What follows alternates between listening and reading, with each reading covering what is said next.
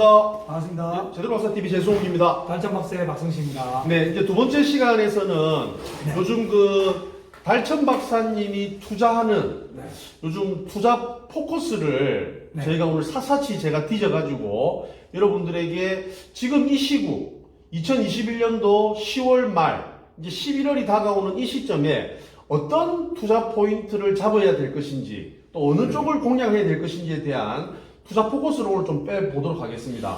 오늘 사실은 많은 분들이 저에게 이제 질문을 하는 게 여러 가지 지금 변수가 굉장히 많습니다. 첫 번째, 금리가 계속 상승한다. 이번 달은 금리가 동결됐지만 11월 달은 이제 한국은행에서 금리를 또 0.25% 또는 0.5%가 될지 모르겠지만 한번 올리겠다라고 하는 금리 부분. 제 박사가 얘기하는 거는 제가 말씀드린 이 부동산 금리와 부동산 가격은 상관관계가 거의 많이 없습니다. 아니 그러니까 지금 들어보시죠.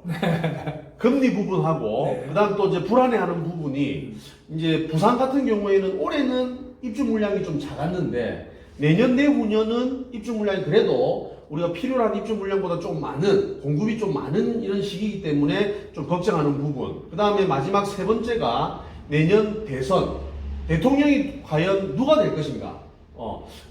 여당에서 돼가지고 정권을 그대로 연장할 것인가? 아니면 야당에서 되어서 정권을 새롭게 재창출할 것인가에 대한 두려움을 가지고 있다 이런 이야기입니다. 그래서 투자를 지금 해야 되는 건지 아니면 좀 더 지켜보고 금리가 올라가서 어떻게 돌아가는지 그 다음에 내년 대선이 어떻게 누가 대통령이 되는지를 지켜보고 내년 상반기부터 투자를 하러 돌아다녀야 되지 않을까. 누울 자리를 보고 다리를 뻗으라고 무조건 투자를 했다가는 달천박사처럼 투자를 했다가는 나중에 큰 코를 다칠 수 있지 않을까라는 걱정이 굉장히 앞서고 있는데 달천박사님은 부동산 투자 시기가 좋든 금리가 저금리든 금리가 올라가든 대통령이 누가 되든 무조건 투자를 하러 돌아다니시는데 참 그거에 대한 비법이 있는지 오늘 정확하게 좀 짚어주시면 또 몇 가지 7가지 이런 거 하지 마시고 그것은 컴플레인 많이 들어옵니다. 5분을 하더라도 세 가지를 5분을 하더라도 정확하게 몇 가지 딱 하고 마무리해야지 또 일로 갔다 절로 갔다 쉬운 걸 어렵게 또 설명하면 안 됩니다. 전혀 그렇지 않습니다. 해보십시오. 저 신분적으로 얘기하는데 제 박사가 지금 모르는 게 있는데 뭡니까? 이 분양권 투자의 경우 왜냐하면 내가 항상 이야기합니다. 자기의 종잣돈의 크기에 따라서 그렇죠. 투자 지역도 달라지고 예. 부동산 종류도 달라지고 투자 방법과 전략이 다 틀리거든요. 그렇죠. 그러면 네가 얼마 가지고 있느냐에 따라서 다 달라요. 그렇죠. 그리고 내가 항상 이야기하는 게 뭐냐면 투자 방법 세 가지를 반드시 이해를 해야 돼요. 투자를 그냥 하는 게 아니라 또 세 가지입니까? 그렇죠. 세 가지죠. 기본적으로 기술적 투자라고 제가 말을 하는데요. 뭐냐면 6개월 안에서 사고 파는 이런 단기 매매인데 이거는 이제 국가가 어떻게 되면 단기 매매를 하지 말라고 말했잖아. 그렇죠. 그럼 원래는 저는 기술적 투자도 했어요. 왜냐면 사고 500을 납든 1000을 납든 사고 파는 것을 매매업을 사자를 내서 이렇게 투자를 했었고요. 그 다음에 우리가 많이 사람들이 하는 건 일반적으로 개입 투자 있지 않습니까? 개입 투자. 2년에서 4년 정도 그렇죠. 가져가는 개입 투자를 많이 했어요. 예. 그것도 어떤 아파트를 사서 개입을 또 흐름이 상승 시장이면 가능하겠죠. 그렇죠. 그러니까 투자 방법이 일단 기술적 투자를 할 것이냐, 저 흐름 투자, 저 개입 투자를 할 거냐, 아니면 아예 사놨고 10년서 가져는 시간적 투자. 그렇죠. 어떤 장기 투자. 그렇죠. 이게 시간적 투자를 할 것이냐 결정을 해야 돼요. 그거는 투자 성향에 따라 달라요. 그럼 저는 어떤 개인적인 성향은 어떠냐면 저는 기술적 투자나 개입 투자 같은 거 좀 잘 맞아요.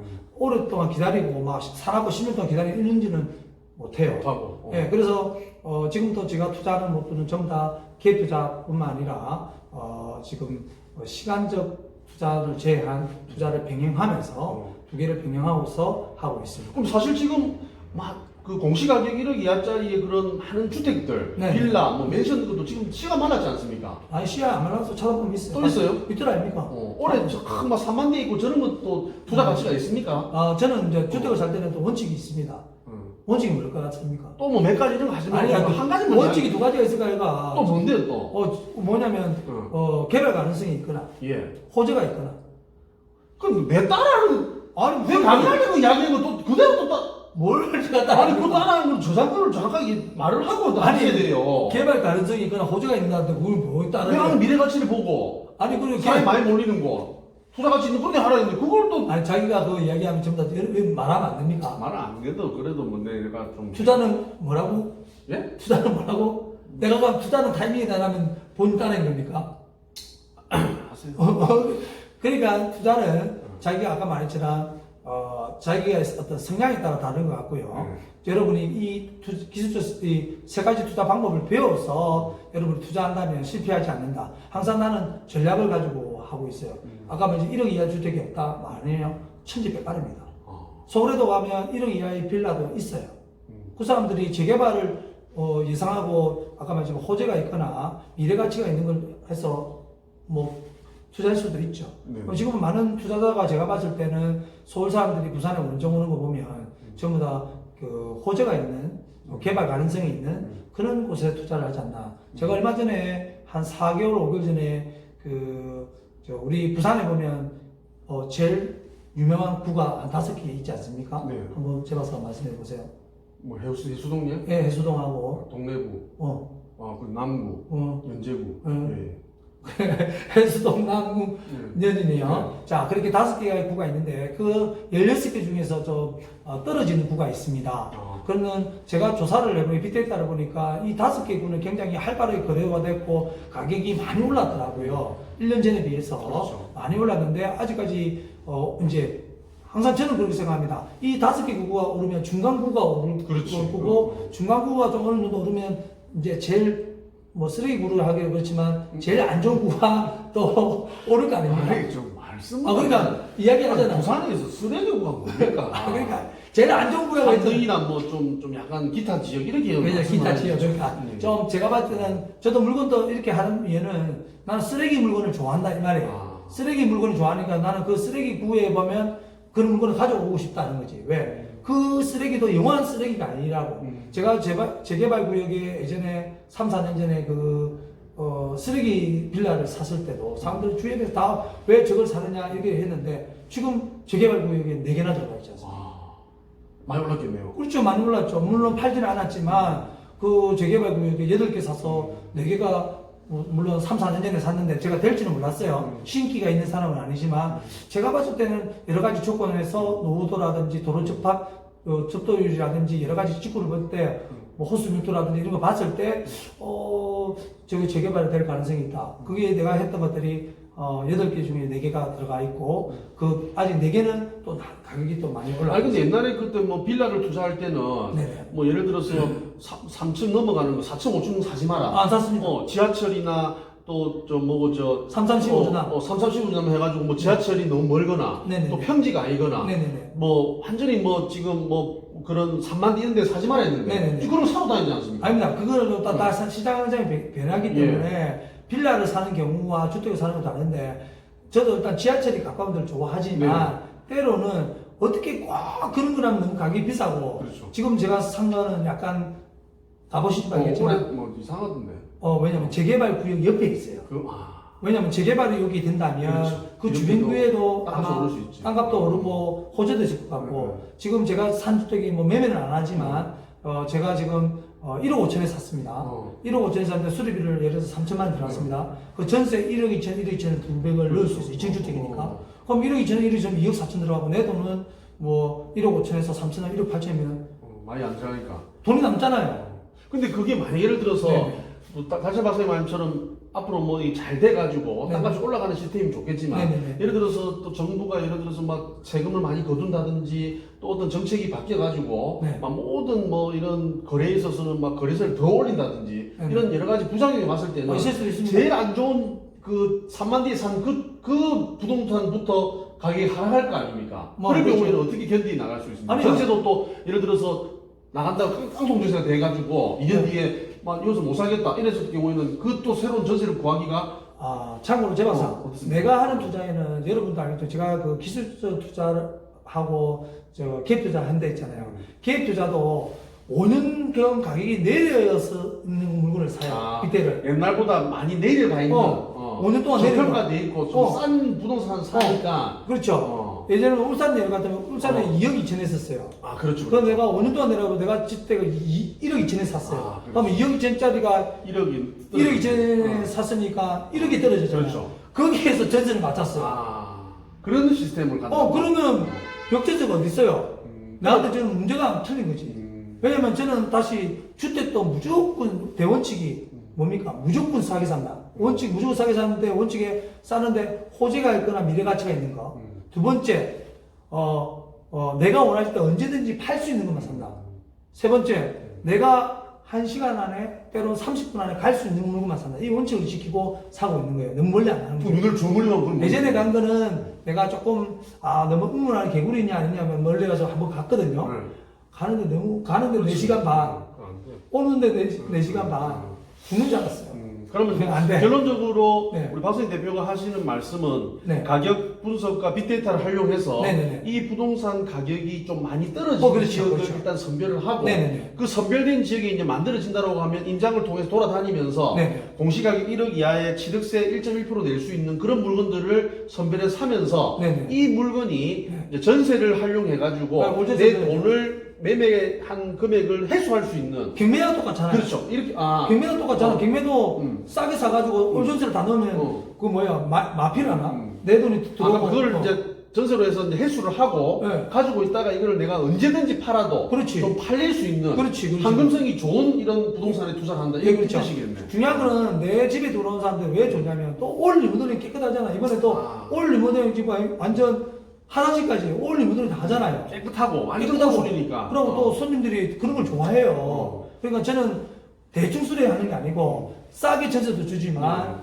국가적 입장에서 나한테 상을 줘야 된다 생각해요. 왜냐면 나는 단지 매도자한테 싸게 사서 내가 올 리모델링 시에서 부가가치를 느낀 거예요. 우리 도시재생사업처럼 물건을 하는 거예요. 그리고 이번에 제 옆집에 어떤 사는 사람도 나오고 그랬어요. 우리 국가가 권유하는 대로 자율주택 정비사업이 있으니까 니들 이거 하나 사라. 전세를 넣고 나도 전세 조금 시간이 있어서 우리가 자율주택 정비사업을 하자. 그게 해서 또 돈을 벌 수 있지 않느냐. 그럼 머리에 생각을 바꿔야죠. 그리고 나는 꼭 제 박사는 저한테 하는 말이 있습니다. 형님, 잔반이는 하지 마세요. 자기는 나는 이렇게 잔단히 이렇게 한 발 한 발 가려고 하는데 제 박사는 그런 건 너무 힘들대요. 그래서 큰 건 안 돼. 그냥 한 5억 들어가는 거. 그걸 푸면 제가 그런 거 한다고 좀. 그랬잖아, 근데 근데. 저 시청자분한테 자꾸 이렇게 그 나는 잘못된 정보를 주시면 안 돼요. 저는 큰 돈을 하지 않고 단계 이렇게 조금씩 1억 2억짜리 주택만 해요. 1억 2억짜리 주택만 하고 그것이 뭐 남도 안 이제 작게 남더라도 하는 게 좋지 않나. 그럼 그 공사를 한 거에 대한 스트레스는 없습니까? 보통 일반 사람들이 공사를 하게 되면 머리 아프고 막 또 신경 써야 되고 또 공사비가 많이 올라가니까 내가 처음에 생각했던 금액보다 더 올라가면 또 수익률이 떨어질 수도 있는데. 맞아요. 세상에 공짜는 없잖아요. 하면 그 인테리어를 하면서 내가 인테리어 공정을 다 배웠고 인테리어 그 하도 50제를 인테리어 하다 보니까 인테리어 공정과 이 단가, 인테리어 업자의 사장의 성향 이런 것도 다 공부하게 돼. 이게 돈으로 책이 있는 게 아니잖아요. 해보니까 이거를 제일 처음에 샷이라든가 뭐 화장실이라든가 나한테 눈티 있지는 인테리어는 공사비가 천차만별이잖아. 그렇죠. 이 규준이 없다 보니까 처음에는 사기도 당했죠. 그리고 또 여러 가지 노하우가 생기고 그렇죠. 경험이 생기면서 어떤 인테리어자를 선별해야 딱 되는지. 봐도 이제 누가 딱 들어올지 이제 딱 만들어 세팅을 해놨는데 네, 그렇죠. 그건 이제 시간이 좀 지나야 되면 집을 딱 보는 순간 이거 견적이 얼마인지 바로 나오죠. 바로 나오죠. 딱 가면 이 빌라네. 요거는 견적이 얼마네. 보고 얼마겠네. 그럼 나중에 꿈이 인테리어자 되시는 꿈입니까? 아닙니다. 그럼 뭐 저는 꿈이 항상 많은 사람에게 어떤 재테크도 강의도 하면서 제가 이제 55세가 되면 은퇴를 하면 지금이 48세 아니에요? 네, 7년만. 7년이면 이제 은퇴하시는 거예요? 네, 그렇죠. 그럼 은퇴해서 뭐 어디 가면 전원주택에서 사시는 겁니까? 그렇죠. 지금 이제 형님하고 어. 저 가까운 1시간 거리 안에 네. 전원주택을 좀 하나 사서 같이 좀 우리 형님이 요즘에 우울증이 와가지고 성씨가 진영님. 예. 사는 게 재미가 없다는 거야. 이렇게 이렇게 사는 돈만 벌고 사는 게 뭐 모르겠습니다. 배부러 사는 소리인지는 모르겠지만 사람들이 나이가 먹고 하면 집 와서 가을 안 타나? 타죠. 저는 저는 사기를 탑니다. 사기잖아요.